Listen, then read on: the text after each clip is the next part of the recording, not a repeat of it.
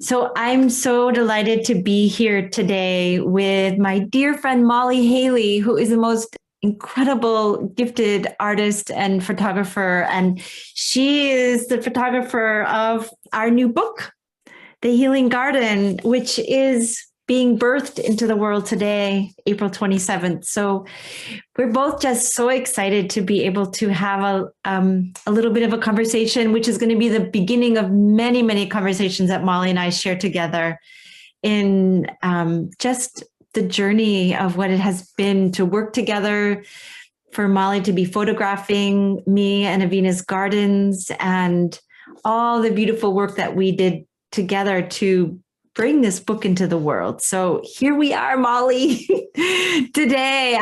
It's been more than 2 years since we've been working on this project. And so it's like such a joy and an honor for us to share some conversation today as we celebrate this day, this birthing day that we've been waiting for a long time together. So I'm so happy to be here with you, Molly. I'm so happy to be here with you, Deb. It's such an honor, and I'm so happy to see you. It's been a while since we've seen each other.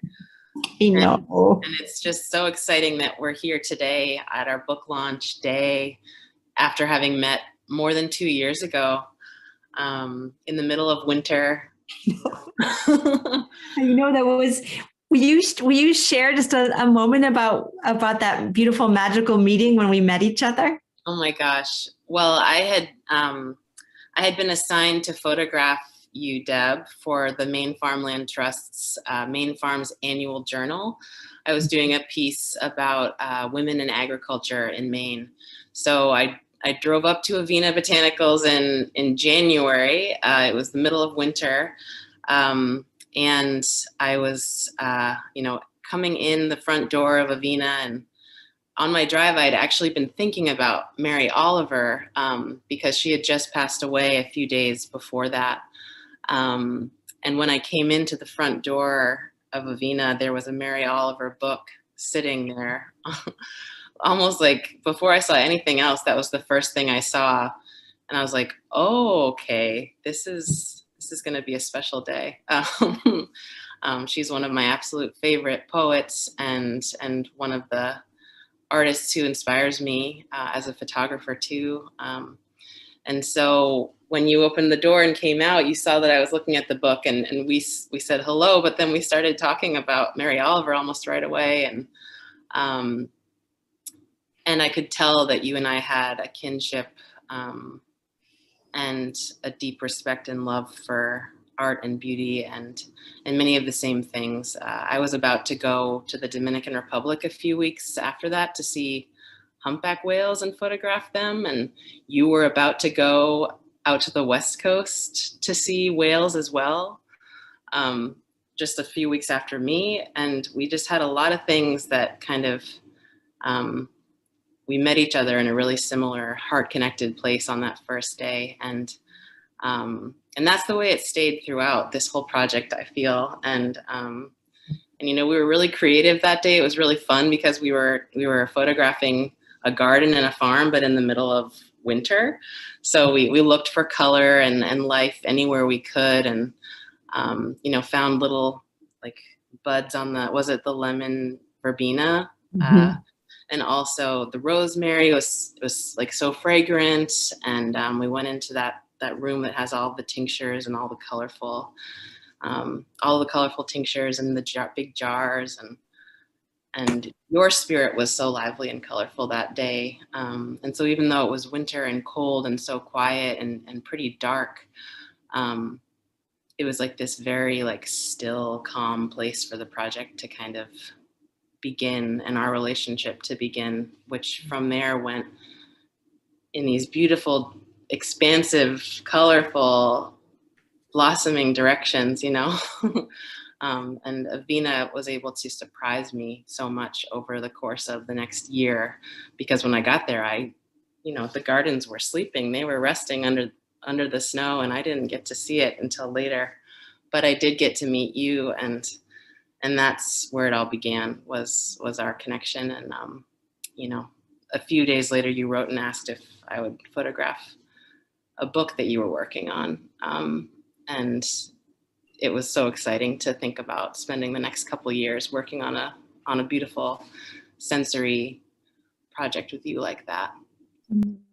Oh, I love hearing you tell that story. The whole time you're talking, I'm just remembering everything of that meeting. And I think I read a Mary Oliver poem to us. and I think we went outside and read a Mary Oliver poem, and just the magic of that moment, you know, that we were brought together, and that we have worked together for these last 2 years. And now today we are celebrating bringing out this beautiful piece of, really, in many ways, I would say for me, your photographs gave so much life to the writing.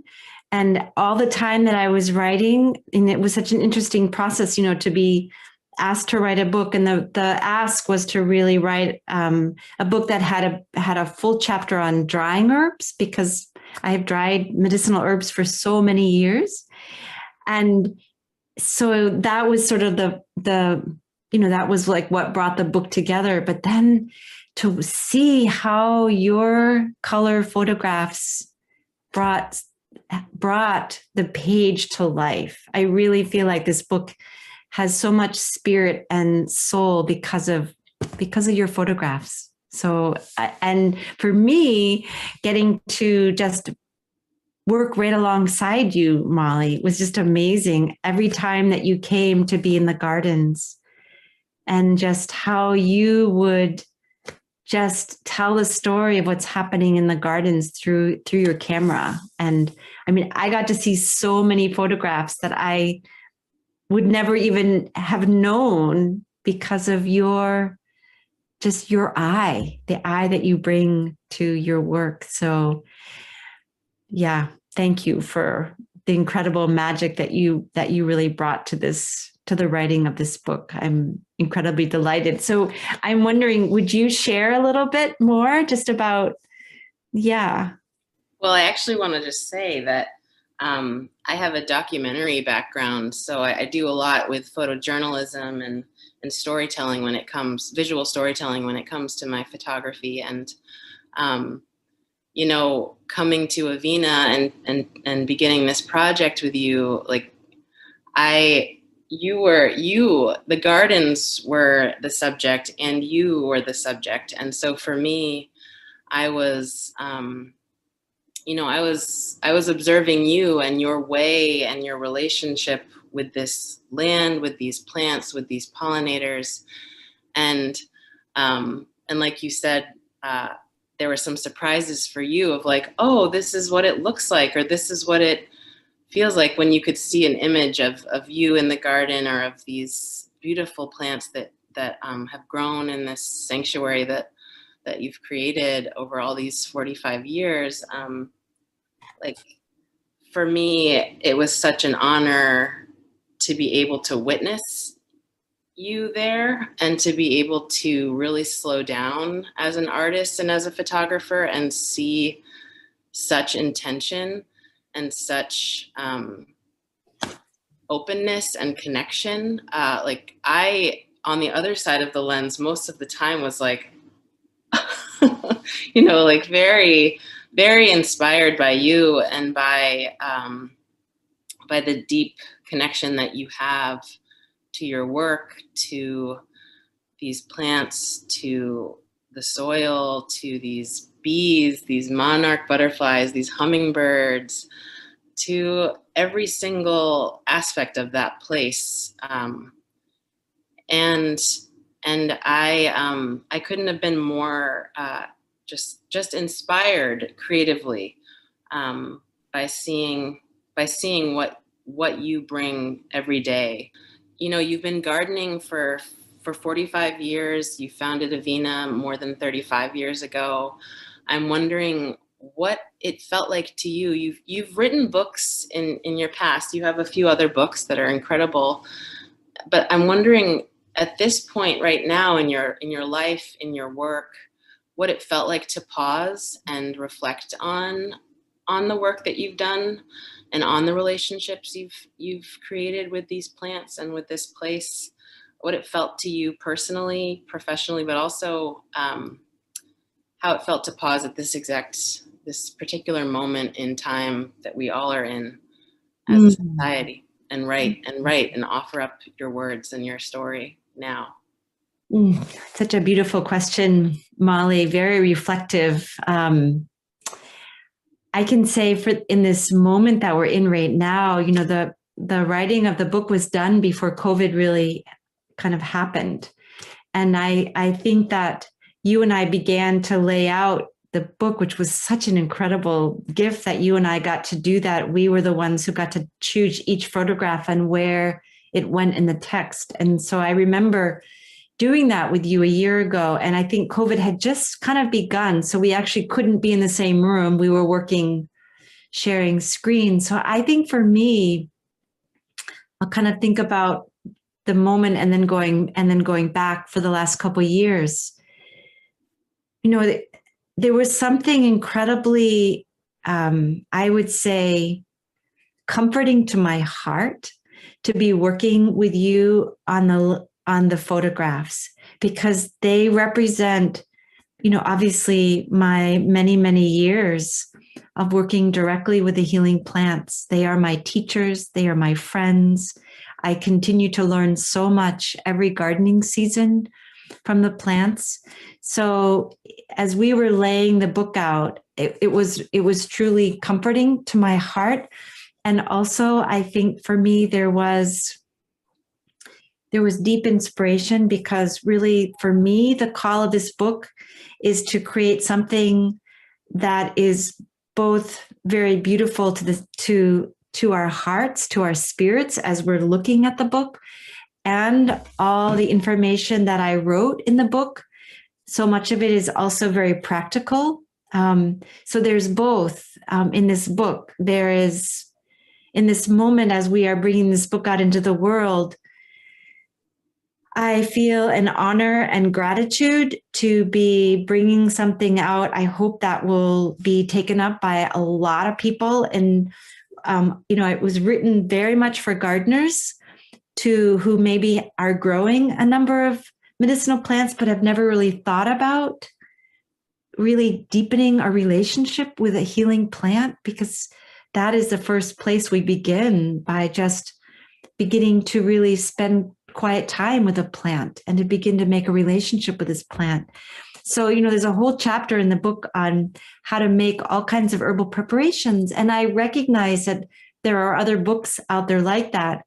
And this chapter is in here really for gardeners who are not herbalists, but who are very curious and are growing things like aniseed and calendula and black cohosh and echinacea, and would be able to pause and go, wow, these plants have a long history of use for medicine, and to take up that study and that to be curious. And so in that way, I think in this whole couple of years of working together, there has always been a quality both of joy and of gratitude, and also of humility for me, because I recognize that also I'm speaking on behalf of the plants, and also around the world, people have called upon plants for healing for thousands of years. So I'm also not speaking about anything new.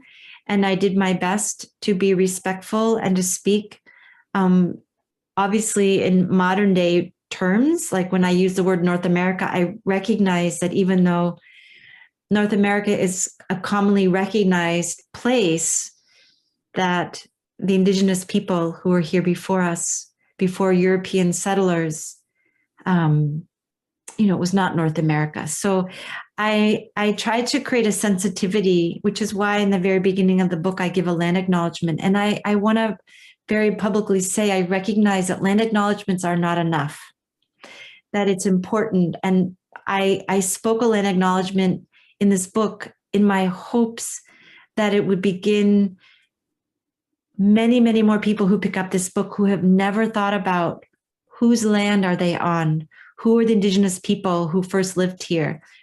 Where are they today? What happened to them? What is their history? Do they speak their language?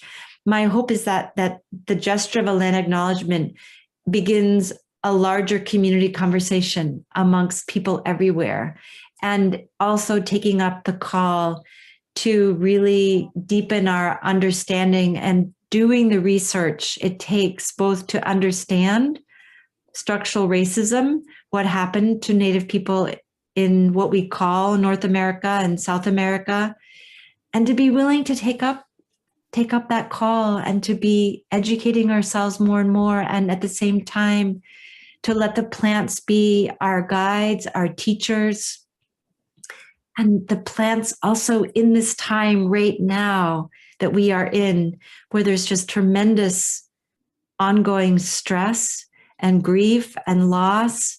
And at the same time, the plants offer us their incredible beauty, and they're calling out to us to learn how to be in good relationship with them and learn how to work with their healing gifts with us. So it's such a range of emotions that I feel in this day of, my prayer, as people will see as they read the book. I say it in the beginning, I say it at the end, that may this book truly be of service. May people really come to respect the plants, and in turn respect the pollinators, and that we can be sharing, that this book becomes a resource that will be shared in gardens and herbal communities everywhere, and that people will really will take up the call to grow and to gather and to dry and to prepare and to learn how to make medicine and to share medicine in their families, in their communities, in their neighborhoods, and also in their community health clinics. That I hope the book will inspire all of those things and more. So, yeah. Yeah, beautiful. And I think that you and I both hope, our greatest hope is that this book will be an offering for those very things that you just spoke so beautifully about, an offering of connection, of healing, of peace, of calm, a remembering, an understanding that we have a relationship with these plants, that we can be in relationship with plants, that they have a lot to teach us, that we have a lot that we can then offer back to them. And it's something that I learned even more about each time I visited Avena and witnessed you and your gardeners all doing the work that you do. And you have a big sign as you come in that says reciprocity of pollination. And that word reciprocity, I'm wondering if you can speak to that word, because I feel like a lot of people have experience gardening or have a house plant, or have some respect and care for nature and natural places. But the word reciprocity, what does that mean to you when it comes to your work at Avena? And also, when you, before you harvest anything at Avena, you have a very gentle gratitude practice that you and all of the gardeners do. And you have this little beautiful red bag, this little pouch that inside has pearly everlasting. And you approach, the hawthorn tree, or the lavender, or the lemon balm, the echinacea. You approach, and you're very quiet and very present, and you usually sit for quite some time in silence with the plants, with the flowers, with the leaves, the berries, and you always offer a little bit of this pearly everlasting to the plant, to the soil, and then, I think there's a lot of other things going on quietly internally for you as that process is happening. But only then, after some time, do you slowly and very gently start to harvest and be in connection with the plant in that way. And I'm wondering if you could speak to those two practices, the reciprocity and the gratitude, and how they became a part of your practice, where you learned them, why they're important, and just want to say how beautiful it was to photograph those two very specific aspects of your work at Avena. And I'd love to hear you talk a little more about them. Oh, well, I feel very grateful. And I want to, in this moment, honor my grandmother, my father's mother, who lived with me when I was a young child, like 4, 5, 6, 7. And I really honor her as my teacher for deep, deep respect and humility, and recognizing that you never just take anything without first creating relationship. And my grandmother gave me those teachings by inviting me as a young one to spend time with her. So she modeled just incredible, deep respect and regard for plants. And it was particularly in the springtime that she would bring me along. And there would be times where I would sit quietly with her. And it wasn't even like she would say anything to me. She was just in herself beginning to teach me something about deep, deep respect. And so when I think about the term reciprocity, the term like respect, reciprocity have a really, they really have a way that they are dancing with each other. Because I think that for me, I cannot take anything without first giving something. And the giving, the gesture of giving Pearly Everlasting is something that was intuitive, came as an intuitive, I think, practice for myself. I was taught as a teenager to always make a gift before gathering plants. So that has been with me for over 40 years. That was a very clear instruction to a young teenager. You always give something. You don't ever take before there's a conversation, before there's a building of some kind of conversation and an offering of, or like I would say, for me, when I come to sit with calendula or with lavender or with hawthorn, one of the things that I'm doing, I'm working with my breath to center myself in, is to connect with my heart. I always feel like connecting with my heart, and that's the way then my heart connecting with the spirit of a plant. And then there's a conversation for me that I just speak to why it is that I've come. I've come to ask for this plant's medicine. So there is that kind of conversation going on in that way for me. And so there's something, I love that term reciprocity, and the sign reciprocity of pollination was really, my friend Susanna Stone is a beautiful herbalist from Virginia. That was the name of a conference that she named and invited me to come because of the work I've been doing for so long with creating pollinator habitats at Avena, particularly with a focus on the ruby-throated hummingbird and with some of our native bees. And for me, there's such an incredibly reciprocity of pollination. Like, what does that really mean? So it's like an invitation for somebody to actually really pause and really go, reciprocity of pollination. And for whatever comes up for somebody in their imagination. We would not be here without our pollinators. And so there's something for me about that sign too, reciprocity of pollination, to bring up the images of we are here because of the incredible generosity and the life of all these different pollinators. And the ruby-throated hummingbird is as efficient of a pollinator, shall we say, as the honeybee.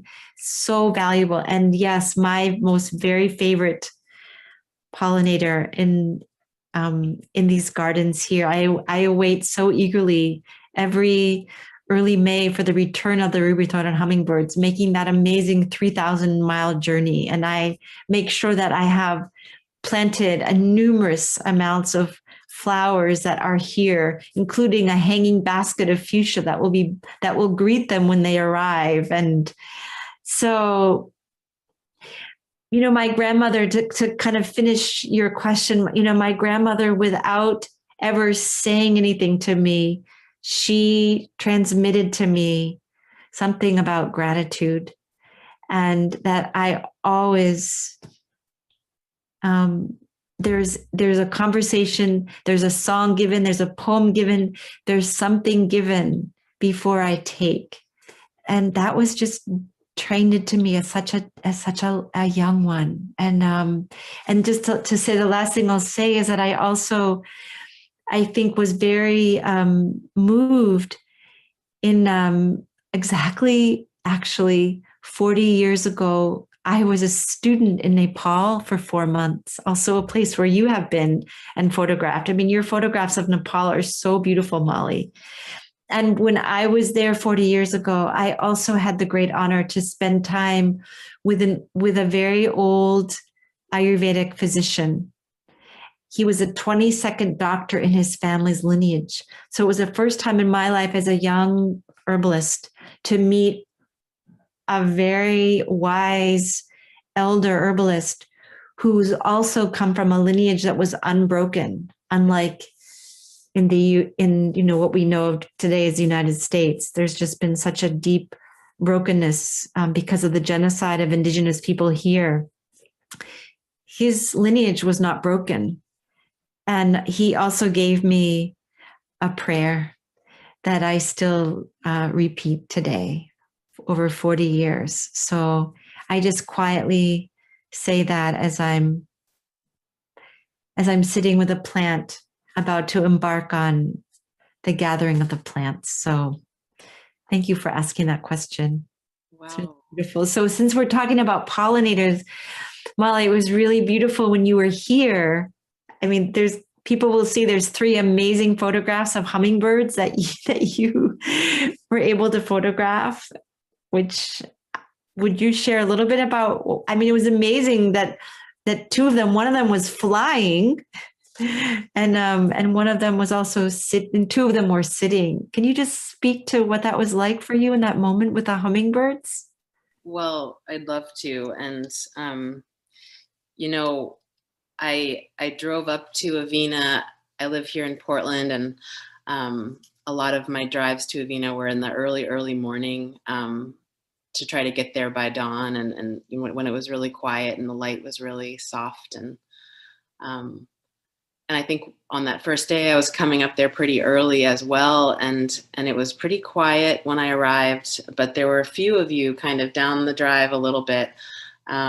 And I was just about to get my cameras out and get ready to come say hello and start the first day of our project. And someone kind of like scurried up to me that I hadn't met before. And she said, "Are you Molly? Can you come this way? Deb has a hummingbird in her hand."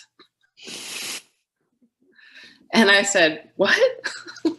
Really?" And she said, "Yes, let's just go this way." And was being very quiet. And so I just took my camera out, put it over my shoulder, and followed her down the drive. And there you were under the tree, and you had this juvenile ruby-throated hummingbird just resting in your hand. And it was so still. And I had never seen a hummingbird, first of all, that up close, and also that still.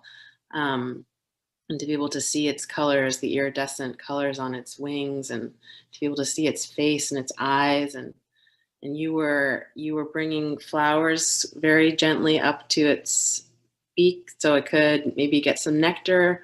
And you said that it had been, you had found it in the greenhouse, and it was either, a little confused, a little stressed, a little tired somehow. And it allowed you to pick it up in your hand and hold it there until it regained some strength, and it was trusting you, and it was, very, very still. And it was the very first photograph I took for the entire book was you sitting there with this hummingbird in your palm, in your hand, and the connection between the two of you.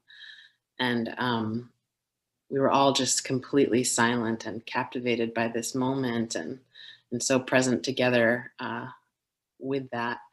And again, I had a feeling of, okay, like if this is the first photograph to be created for this book, then I have a feeling this is going to be a very special couple of years. And I think, Avena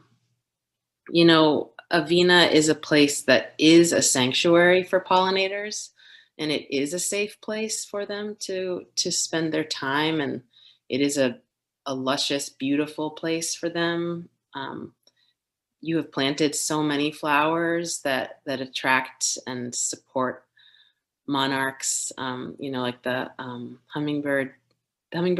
this hummingbird sage, the Mexican sunflower, the nicotiana, the jewelweed. There's so many different plants at Avena's gardens that are the favorites of pollinators. And you have the beehives and so many native bees. And I think for me, I was able to see hummingbirds almost every time that I came to Avena because of the space that you've created and cultivated and nourished and nurtured over all these years.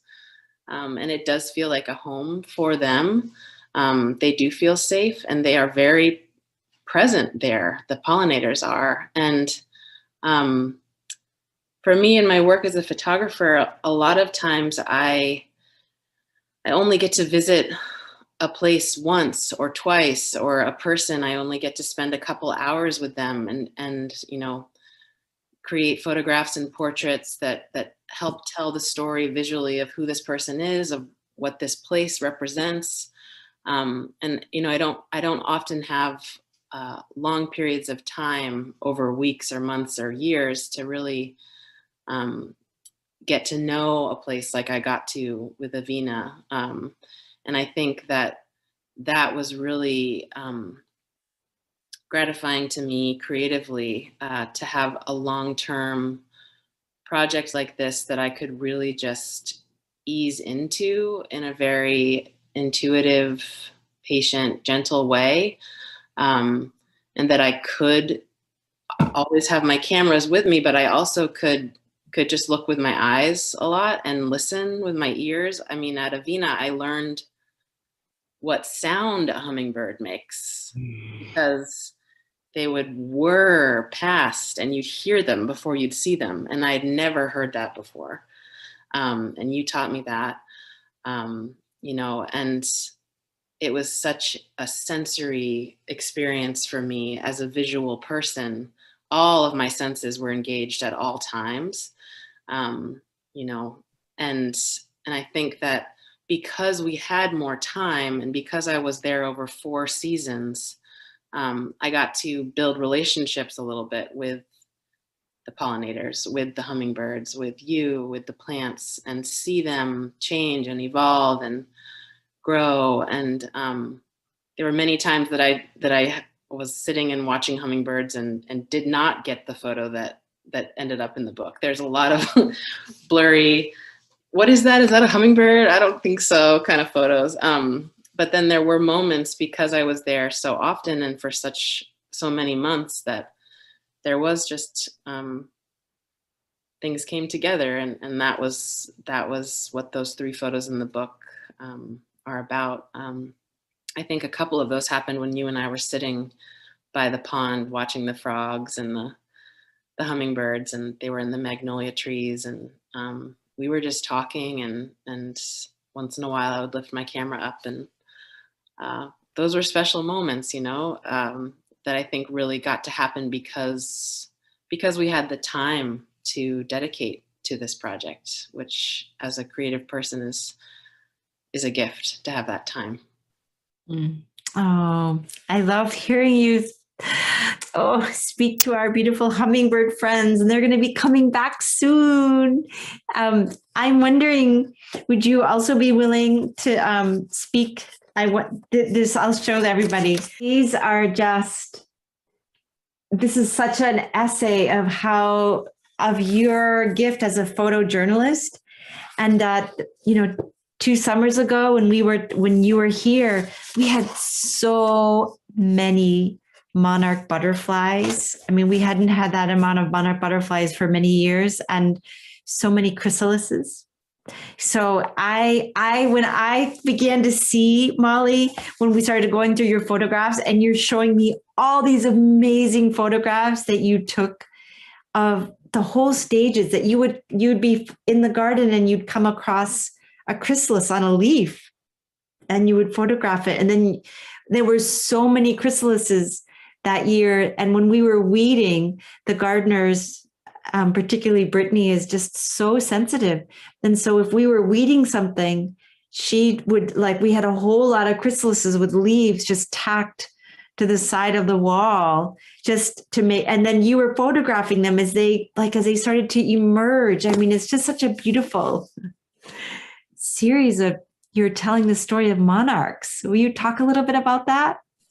Yeah, I would love to. And I think a lot of times we're all walking around in our lives and our worlds, and kind of looking straight ahead and on our way somewhere. And a place like Avena asks you really to slow down and really be present. And that lesson can transfer and translate into your life when you leave Avena.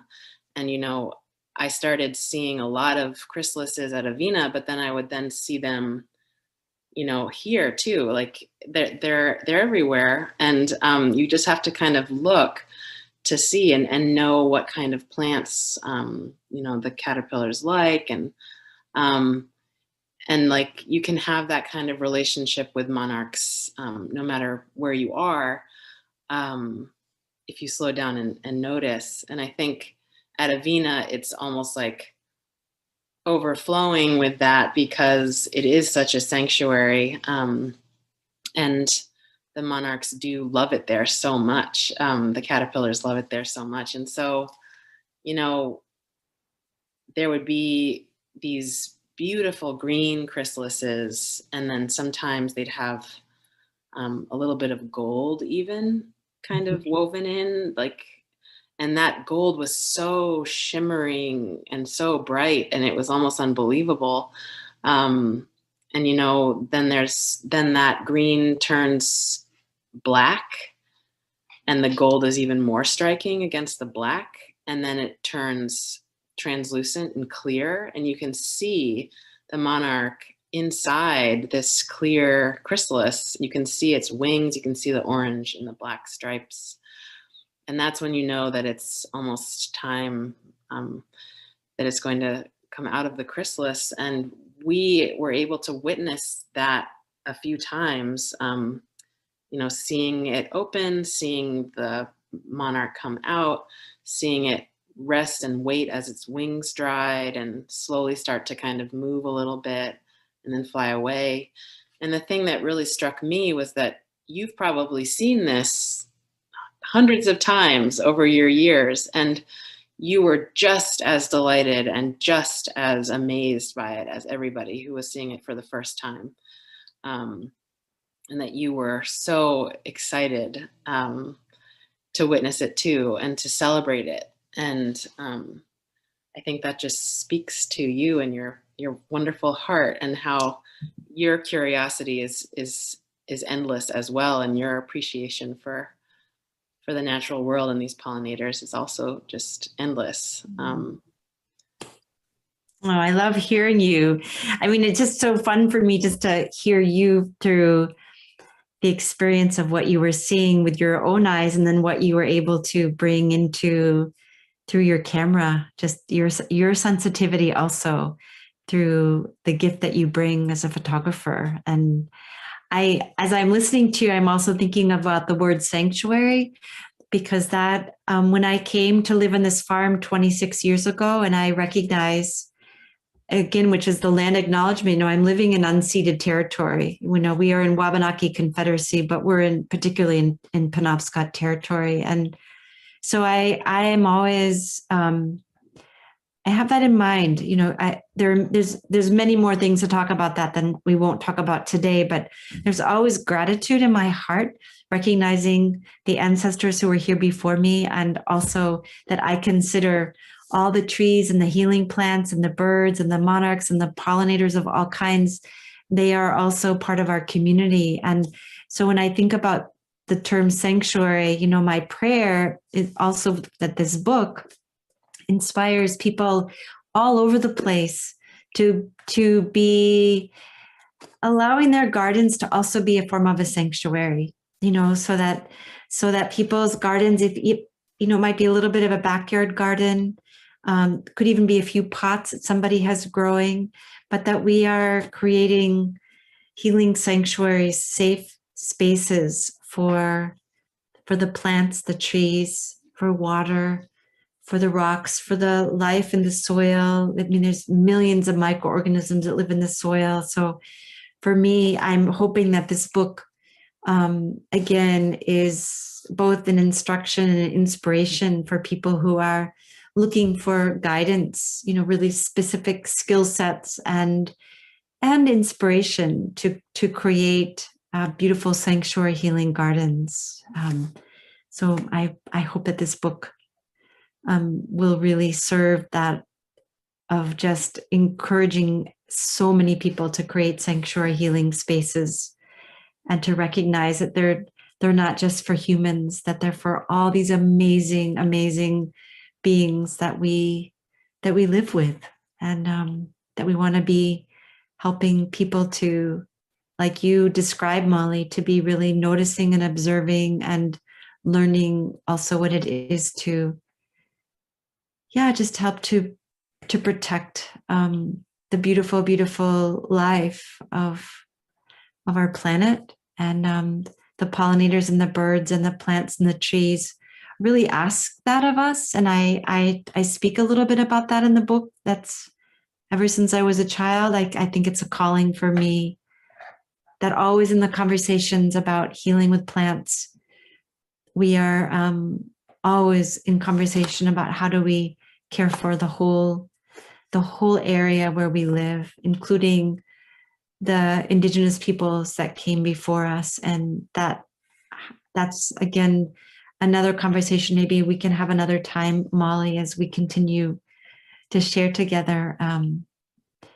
But yes, I feel I feel a little emotional, and I feel very humbled, and also very joyful in this moment that we are bringing this beautiful book out into the world together. And though we can't be together in the same space, I'm happy that we can be sharing this conversation together. And there's many, many more conversations to have together. So I want to say it's just been so fun to be talking together with you today on our birthing day, and to say this has been really one of the most joyful collaborations in my life. And I know that this is just a beginning for you and I to continue to be collaborating as the book comes out into the world. And we both are looking forward to many more conversations, both with each other and in the different places that when it's a little bit safer for us to be able to be in public spaces, we'll be able to do that.